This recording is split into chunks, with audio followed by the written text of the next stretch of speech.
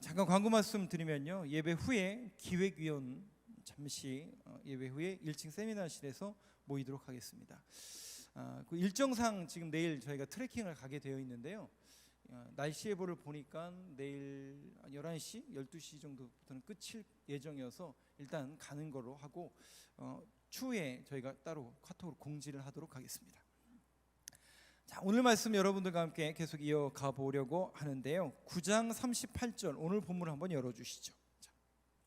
자, 저하고 한번 같이 읽어보겠습니다. 오늘 본문 말씀인데요, 오늘 본문 말씀의 주인공이 이제 요한인데, 요한에 대한 이야기를 여러분들과 조금 나누려고 합니다.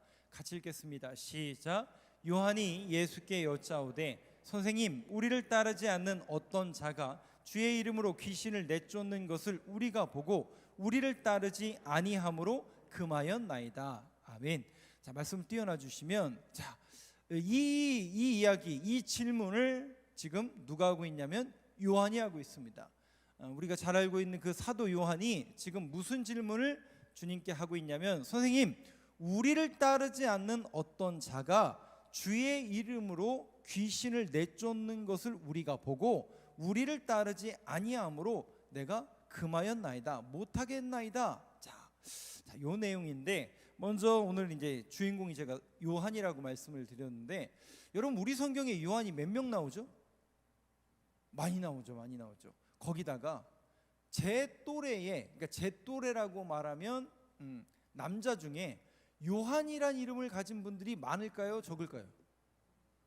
요셉, 요한, 반석, 전부 누군지 아세요? 대부분 목사님 아들들, 그죠?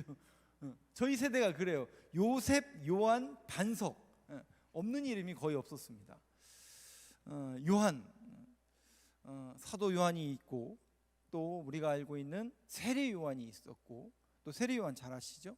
보통 우리가 세례 요한과 사도 요한을 이렇게 구별하고, 마가도 요한입니다. 원래 마가복음의 저자인 마가도 요한 이렇게 될 수 있는데, 우리가 알고 있는 사도 요한은 예수님의 제자이고 세베대의 두 아들 야고보와 요한의 형제였고, 또 요한복음, 요한 1, 2, 3서, 요한계시록을 쓴 저자가 바로 이 요한입니다. 자, 이 요한, 성경에서 이 요한은 어떤 성격을 갖고 있고, 또 주님은 요한을 어떻게 평가하고 있는가?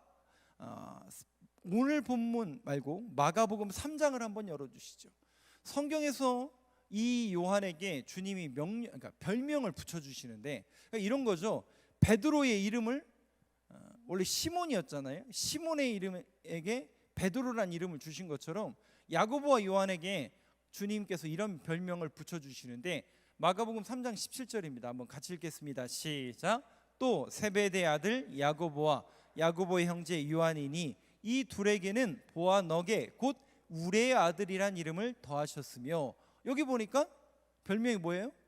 보아너게, 그 뜻이 우레의 아들, 천둥의 아들이다, 이렇게 쓰여져 있습니다. 천둥의 아들? 우레의 아들? 이게 무슨 뜻일까? 바로 성격이 불같고 급하고 과격한 데서 유래가 됐다라고 해석하고 있습니다. 성격이 급하고 과격하고 불같다. 그러니까 성격이 누구랑 같다는 얘기예요? 저랑 비슷한 것 같아요. 저도 밥 되게 빨리 먹잖아요. 저도. 왜냐하면 급해서 그래요. 뭔가 막 딱 이렇게 눈에 딱 띄어야 되고 만져져야 되고, 제가 믿음이 되게 없잖아요. 그 성지순례를 갔는데, 그 예수님 염한 자리를, 그 사람이 막 그 공간이 이렇게 넓은 공간이 아니라 좁은 공간에 수백 명, 수천 명이 이렇게 비둘기다 보니까 어떻게 가냐면 이렇게 가, 옆으로. 자, 그런 상황 속에 가이드가 그 얘기를 하는 거예요. 예수님을 염한 자리가 있다라는 거예요, 저 가운데. 근데 도저히 갈 수가 없는 상황인데 제가 믿음이 없잖아요. 그래서 저는 제 손으로 만지기 전에는 그걸 믿을 수 없다고 그래가지고 뚫고 가서 막 그걸 만지고 왔는데, 마치 도마처럼. 성격이 조금 급한 편에 저도 속한데, 아마도 요한과 야고보가 성격이 그렇게 급하고 조금 과격하고, 또 실질적으로 이 두 사람은 갈릴리 출신이고, 또 베드로와 함께 아마도 베세다, 즉 어부의 마을에서 뱃일을 하는, 그런 갈릴리에서 어부로서 생업을 하는 사람들일 뿐만 아니라, 많은 신학자들은 그 지역이 그 시대의 변방이었고 진롯, 즉 혁명당원들. 우리로 말하면 일제시대 때 뭔가 항일운동을 하던 사람들이 변방으로 밀려가잖아요. 그것처럼 예루살렘에 거주하지 못하고 저 변방에서 친 로마가 아니라 그 로마 정부에 항거하는 그런 세력, 진롯 당이 아마도 이 세베대의 두 아들 요한과 야고보, 또 베드로와 안드레가 아니었을까라고 또 추정을 합니다. 그 증거 중에 하나가 뭐냐면, 이 사람들이 성격이 급하고 좀 과격한 모습이 뭐냐면, 오늘 본문도 조금 과격하지만 가장 대표적인 모습이, 베드로가 예수님이 겟세마네 동산에서 기도하시다가 잡혀가실 때 누구의 귀를 자르죠? 그 말고라는 사람의 귀를 자르잖아요. 그럼 베드로가 그 칼이 갑자기 나온 거예요? 항상 지니고 다녔다는 얘기예요. 항상 지니고 다닌 거고, 아마도 그런 과격 분자들로 그런 편에 섰던 사람들이 아니었을까라고 추정을 합니다. 그런 요한, 그런 요한이 오늘 본문에 굉장히 성격이 급한 것으로 나오고, 오늘 본문은 실질적으로 마가복음은 내용이 조금 작은데 누가복음 9장에 보면 앞뒤 문맥이 더 길게 나와 있습니다. 그 부분 한번 잠깐 보도록 하겠습니다. 이 요한이 얼마나 성격이 급한 사람인가, 누가복음 9장 51절부터 한번 보여주시겠어요? 53절부터. 예. 53절 저하고 같이 읽겠습니다. 시작. 예수께서 예루살렘을 향하여 가시기 때문에 그들이 받아들이지 아니하는지라. 말씀을 잘 보세요.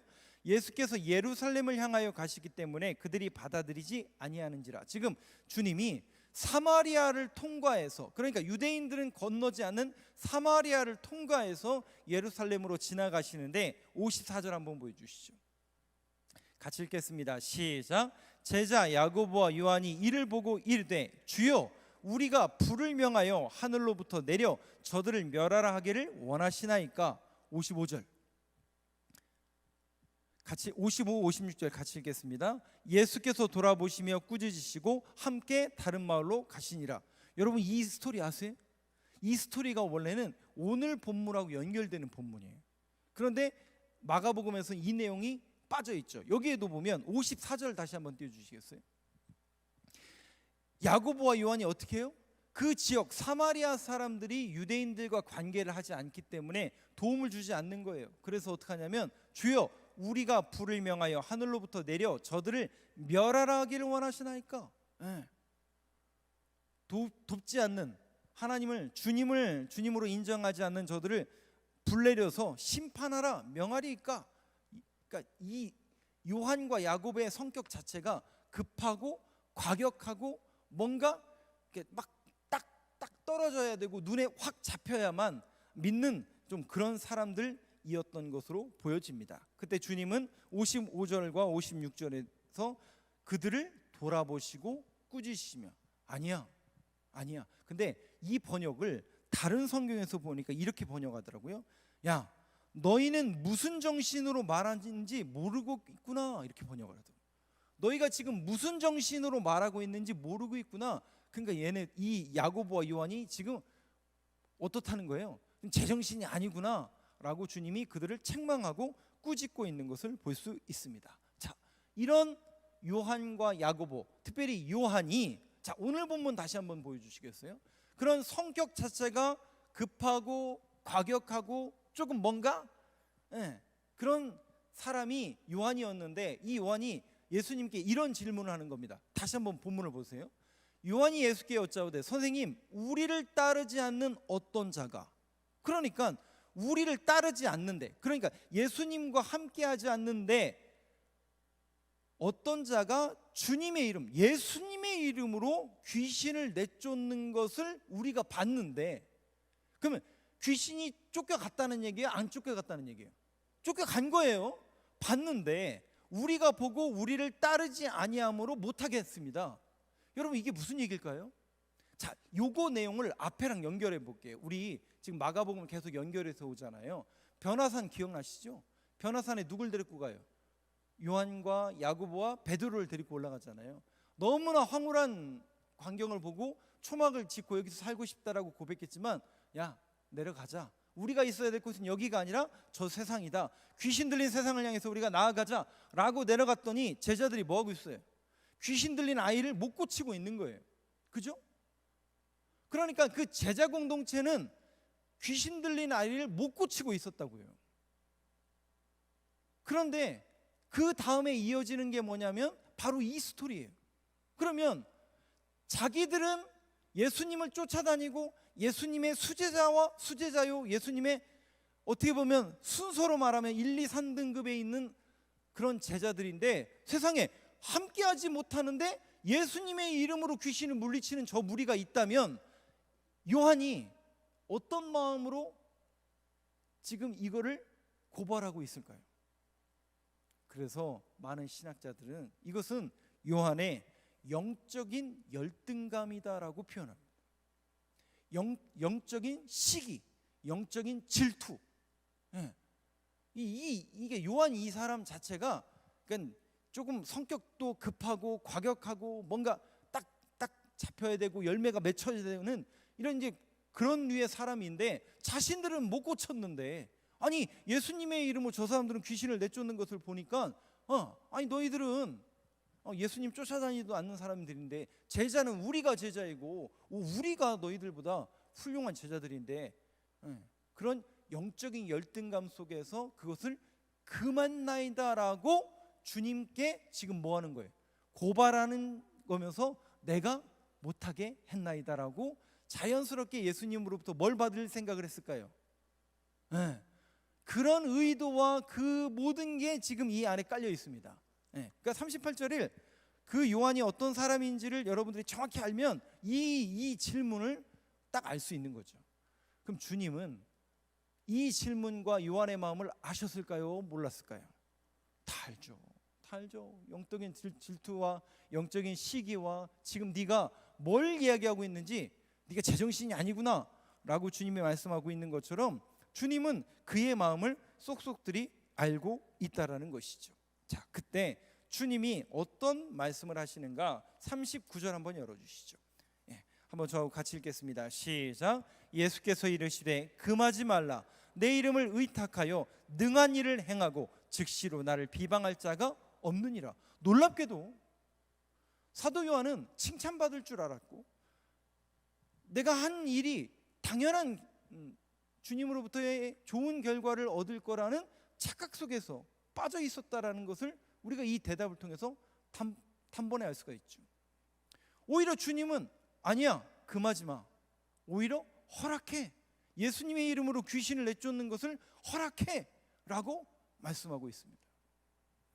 그래서 이 문장과 38절 39절에 있는 이 문장, 요한은 금하지만 제자들은 금하고 있지만 예수님은 금하지 말라는 그 명령을 오히려 허락하라는 이 명령을 많은 신학자들이나 설교가들은 어떻게 해석하고 있냐면 대부분 이렇게 해석하더라고요.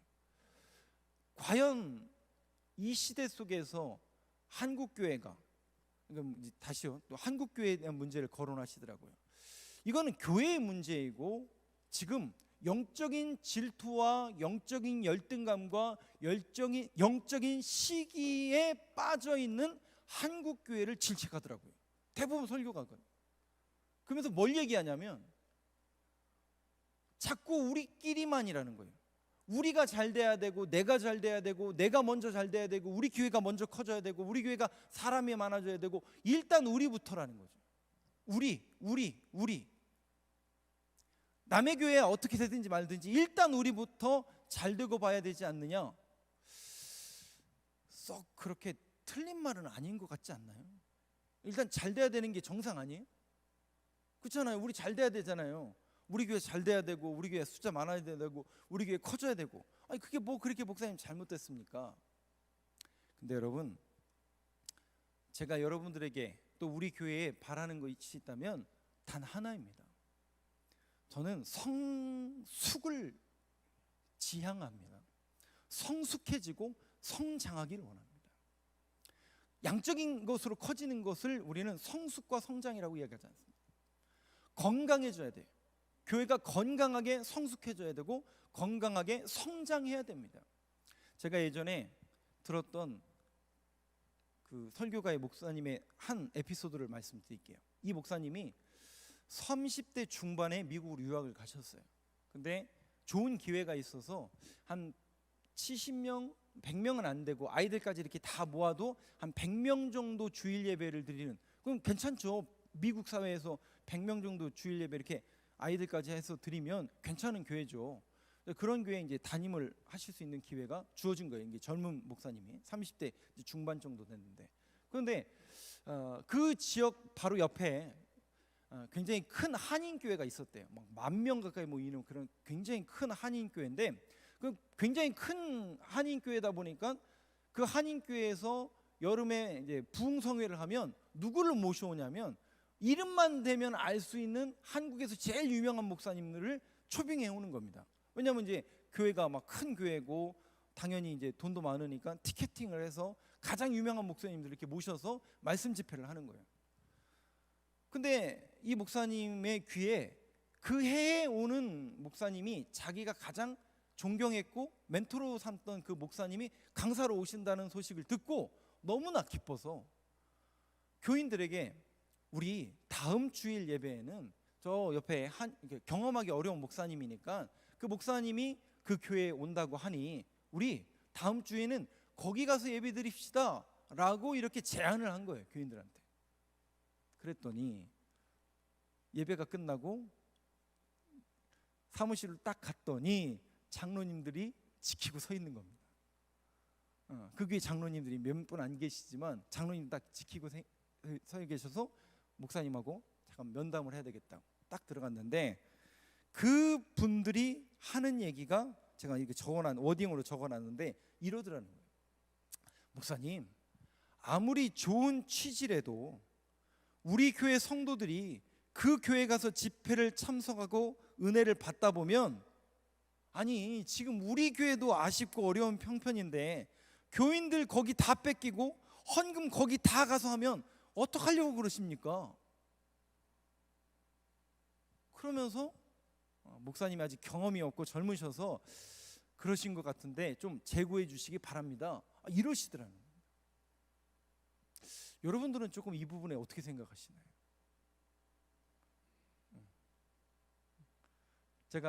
우리가 6월 달에 선진교회를 갔다 왔잖아요. 우리 장로님들하고 권사님들 이렇게 갔다 오셨잖아요.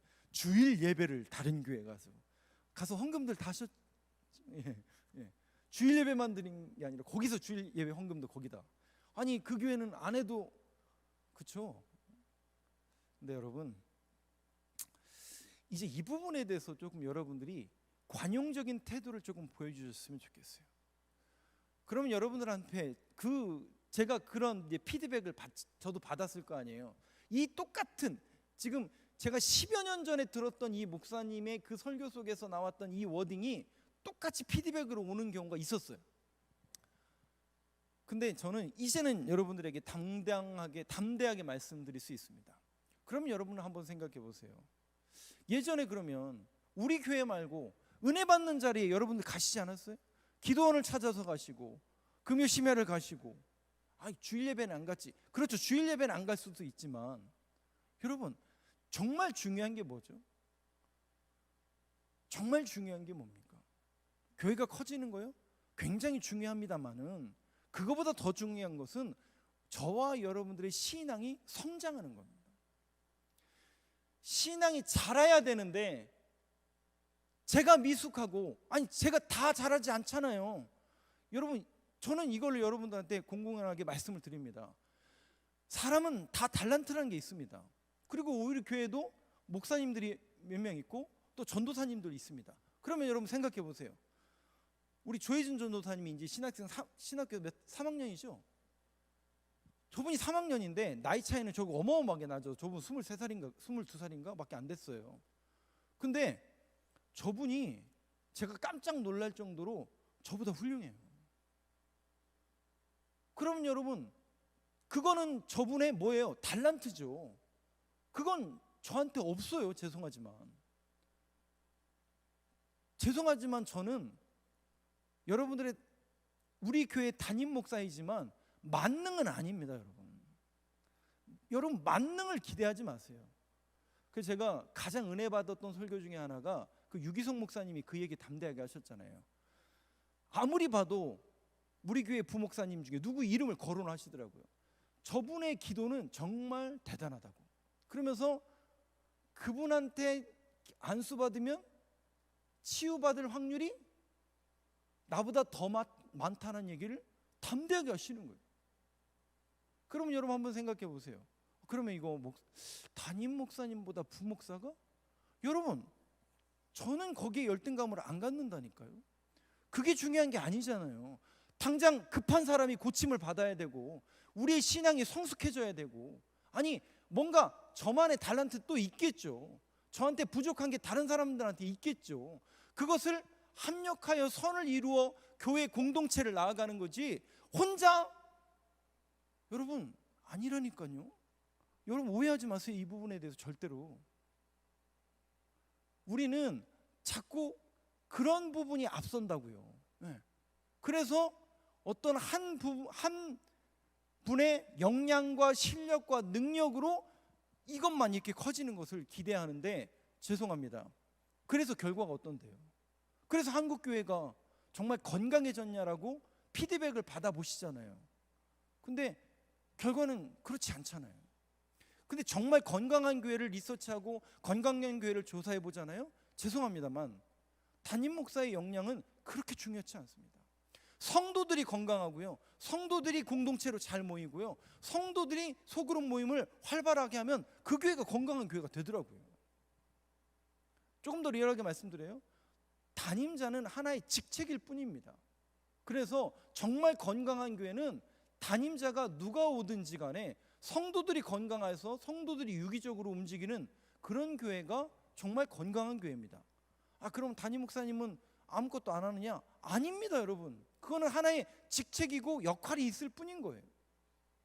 근데 우리는 자꾸 어떤 부분에 초점을 맞추냐면 그 자리는 뭔가 거룩하고, 그러니까 기능적이고 역할적인 것보다는 우리가 뭔가 바라는 게 너무 크다는 거죠. 그래서 제가 능력이 없다라는 걸 여러분한테 지금 간증하는 게 아니라 자꾸 그런 것에만 우리가 초점을 맞추다 보니까 교회도 마찬가지죠. 자꾸 교회가 경쟁이 되는 거죠. 여러분 옆에 있는 교회 공교회입니다. 거룩한 공교회. 죄송하지만 같이 가는 거예요, 여러분.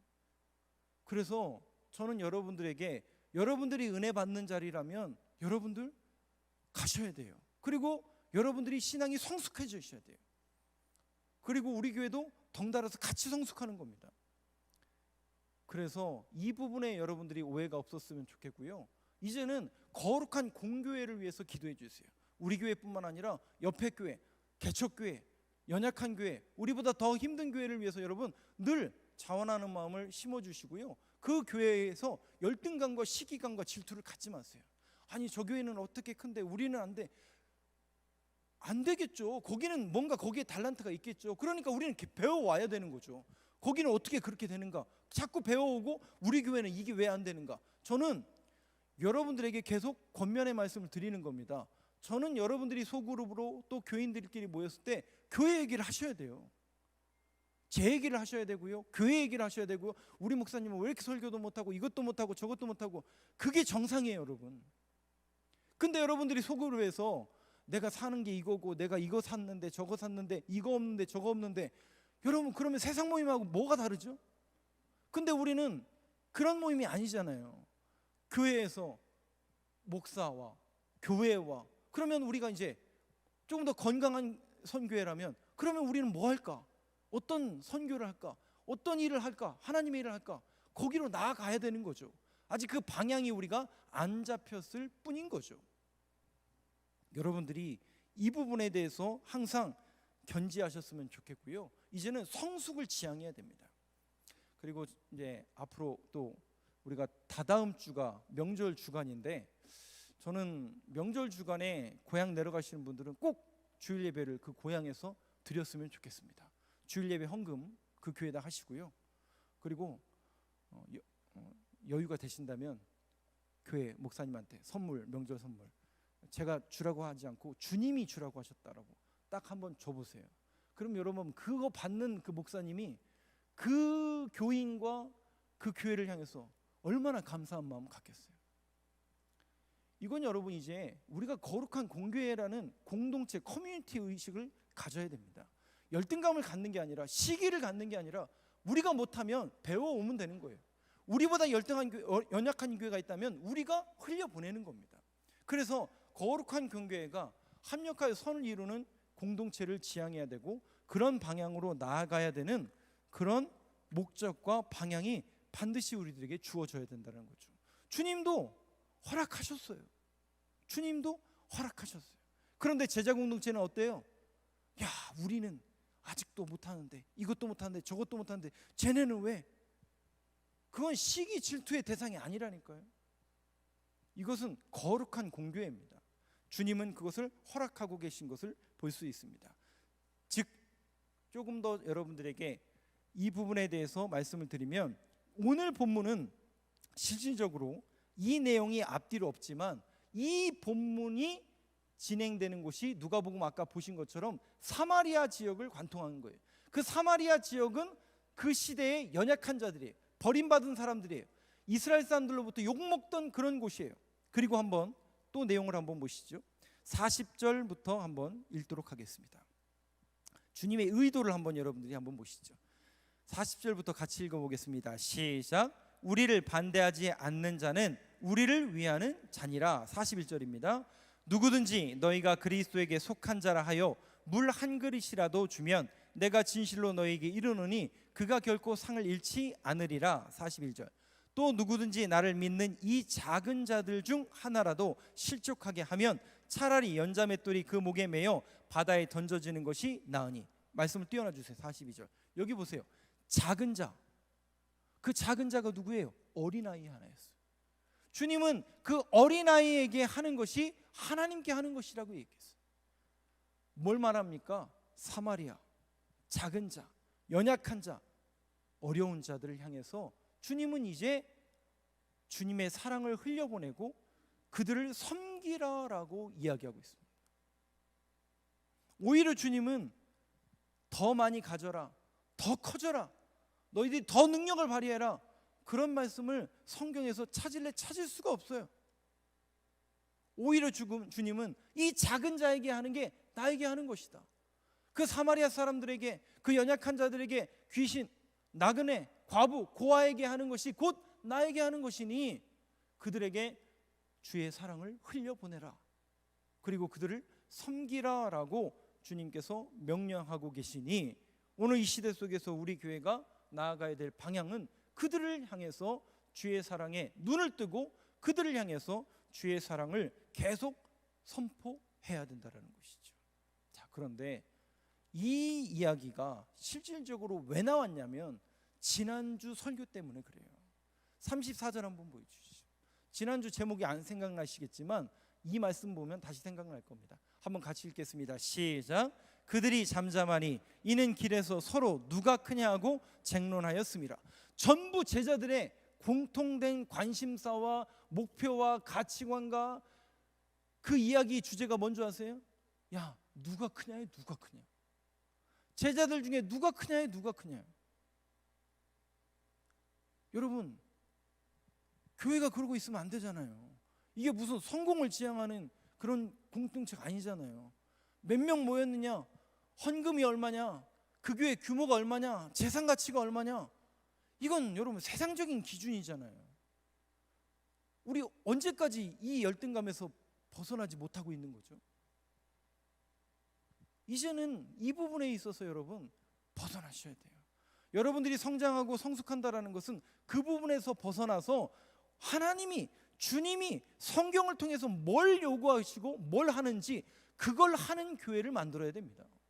그래서 여러분들이 말씀을 보셔야 되고요, 말씀을 통해서 주님은 어떤 방향을 제시하고 있는지를 여러분들이 유념하시고 거기에 창념하시고 거기에 관심과 모든 초점이 있어야 된다는 것이죠. 주님은 오로지 낮은 자, 연약한 자, 겸손하게 그들을 향해서 주의 사랑을 내려보내라고 하고 있는데, 온통 제자들은 크기의 싸움을 하고 있어요. 근데 우리의 모습 속에도 그런 모습은 없는지 다시 한번 이 시간을 통해서 점검해 볼 수 있는 저와 여러분 되시길 간절히 소망합니다. 그래서 우리가 두 가지에 항상 유념을 해야 됩니다. 첫 번째는 뭐냐면 작은 신음소리를 지나쳐서는 안 됩니다. 작은 신음소리 뭐냐면요, 소리들이 있어요. 아우성들이 있어요. 그런데 큰 사람, 큰 교회는 큰 거에 주목하게 되어 있습니다. 자연스럽게 한 영혼보다는 더 많은 것, 더 가질 수 있는 것, 그러다 보니까 놓치는 가치관이 뭐냐면 한 영혼에 대한 가치관을 놓쳐요. 그래서 작은 신음소리에 우리가 귀를 기울여야 되고 한 영혼을 천하보다 귀한 교회로 만들어 가야 되고, 그 한 영혼이 변화되고 한 영혼이 변화되고 한 영혼이 변화되어서 한 커뮤니티를 이루고 공동체를 이루고 교회를 이루어서 변화된 사람이 결국 세상에 나가서 세상을 변화시킬 수 있는 겁니다. 그런데 많이 모여요. 많이 해요. 많은 일을 하는 것처럼 보여요. 근데 여러분, 당장은 그래 보이지만 여러분들이 신앙생활 저보다 오래 했으니까 아실 거 아니에요. 그 큰 교회들, 그 위대했던 목사님들, 정말 대단했던 그분들 픽픽 쓰러지고 넘어지고 좌절하고 쪼개지고 분열되고, 어떤 분은 은퇴한 이후에 이거는 저분이 목사 맞나 싶은 그런 분들도 있고. 왜냐하면 온통 가치관이 성공지향주의에 있기 때문에 어떻게 해서든지 성공하는 거예요. 근데 주님은 그걸 말씀하시는 게 아닙니다. 오늘 제자 요한이 거기 가치관에 몰두되어 있었던 대표적인 인물이었던 거예요. 그래서 여러분 유명하잖아요. 그 10장에 넘으면 그 유명하잖아요. 그 어머니가 치맛바람이 대단하잖아요. 그래서 주님이 한 자리에 오르시면 아들이 둘이 있는데 하나는 우편에 하나는 좌편에. 그러니까 이 가치관이 변하지 않는 거예요. 이 세상에서의 성공을 해야 된다, 커져야 된다, 이 크기의 싸움과 크기의 논쟁에서 벗어나지 못하는 이러한 신앙을 이제는 우리가 탈피해서 조금 더 성장하고 지향하며 주님의 뜻을 이뤄가는 그런 교회로 거듭나는 우리 교회가 되고 또 저와 여러분들의 신앙생활이 되길 간절히 소망합니다. 근데 여러분, 이게 변화된다라는 게, 이걸 벗어낸다라는 게 여간 어려운 일이 아니에요. 그런데 여러분 보세요. 이 사도 요한이 어떻게 변했는지 한번 보세요. 요한일서 3장 말씀 한번 보여주세요. 요한일서 3장 18절 19절 저하고 한번 같이 읽겠습니다. 시작. 자녀들아, 우리가 말과 혀로만 사랑하지 말고 행함과 진실함으로 하자. 이로써 우리가 진리에 속한 줄을 알고 또 우리 마음을 주 앞에서 굳세게 하리니. 저는 이 말씀을 읽다가 웃음이 나왔어요. 세상에 요한이 어떤 사람이라고요? 성격 급하죠, 과격하죠, 내가 그만했나이다 그랬던 사람인데 뭐 하자고요? 자녀들아, 우리가 말과 혀로만 사랑하지 말고 행함과 진실함으로 하자. 사랑한다라고 말만 하지 말고 행동으로 그렇게 보여주자. 이렇게 변했어요. 놀랍지 않으세요, 여러분? 그래서 많은 신학자들은 요한이 어떻게 이렇게 변할 수 있을까? 두 가지 이유를 듭니다. 첫 번째는 여러분 잘 아시는 것처럼 요한복음에 보면 예수님이 십자가 도상에서 밑을 봤더니 마리아, 여러 명의 마리아가 있죠. 거기에 누가 있어요? 예수님의 친모였던 마리아가 있어요. 그 마리아를 누구에게 맡겨요? 누구에게 맡깁니까? 요한에게 맡겨요. 그러면 왜 요한일까요? 성격 급하죠, 뭐 급해서 그런 사람이죠. 아니, 누가 봐도 맡을 만한 사람이 아닐 것 같거든요. 근데 그에게 왜 맡깁니까? 요한이 변화되고 있다는 것을 주님이 알고 있어요. 그리고 그 십자가의 현장에 요한이 본 건 뭐예요? 아하, 내가 쫓아다니던 저 주님이, 저분이 나는 단순히 선생님이요, 선지자요, 하나의 랍비로만 알았는데, 야, 우리의 죄를 담당하시기 위해서 저렇게 약속한, 구약에서 약속하신 그 말씀을 이루기 위해서 십자가에서 죽으시는구나. 그 십자가의 사랑에 눈이 떠지기 시작하는 거예요. 그리고 여러분 잘 아시는 것처럼 21장에 보면, 요한복음에 보면 그도 낭망하고 실망하여 갈릴리로 떠나갔잖아요. 그때 주님이 뭘 구워주세요? 그 구워주시잖아요. 생선이랑 떡 구워주시잖아요. 거기에 베드로만 먹었어요? 다른 제자들도 같이 먹었어요? 우리는 베드로만 먹은 것처럼 물어보고 주님이 야, 네가 나를 사랑하느냐? 베드로에게 물어본 것은 베드로만 물어본 게 아니라 거기 있는 모든 사람들에게, 아니 실망하고 실족하고 신앙생활하다가 넘어진 모든 그리스도인들에게 주님이 찾아가셔서 묻는 질문과 동일한 내용이에요. 네가 나를 사랑하느냐? 그 사랑에 베드로뿐만이 아니라 사도 요한도 감동받은 거예요. 아하, 이분이야말로 진정한 메시아요, 나의 구원자시요, 이분이 나의 메시아구나 라는 사실에 눈이 떠지니까, 그 사랑에 감동받고 감격하니까, 주님, 이제는 사람 낚는 어부가 아니라, 세상에 연연하는 삶이 아니라 주님의 나라와 주님의 일을 위해서 헌신하고 순교하는 사람으로 나아가겠습니다 라고 분연히 그 자리를 잃어서 마가의 다락방으로 달려가는 겁니다. 사랑하는 성도 여러분, 저와 여러분을 주님은 오늘도 사랑하셔서 부르고 계신 거예요. 부르셔서 이 자리에 또 영상을 통해서 저와 여러분들을 주님은 계속 콜링하고 계신 거예요. 네가 나를 사랑하느냐? 네가 십자가의 사랑을 아느냐? 네가 내 사랑을 받을 사람들이냐? 주님은 계속 부르시고 있어요.